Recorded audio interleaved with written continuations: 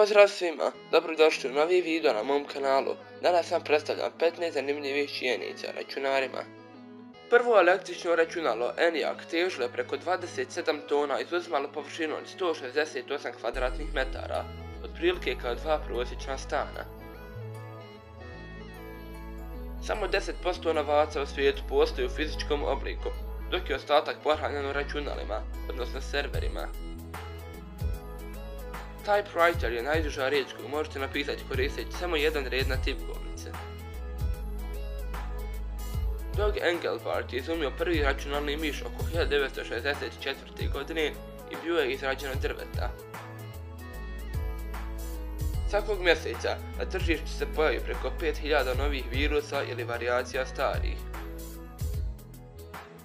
Oko 50% vandalizma koji se radi na Wikipediji uhvati jedno računalo i to s preciznošću od 90%.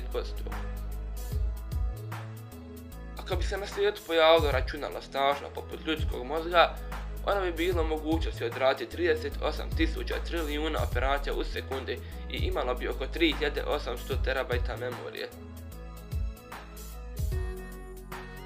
Lozinka za računalne kontrole s kojima se moglo lansirati nuklearne projektile iz Amerike je 8 godina imala lozinku 0000000.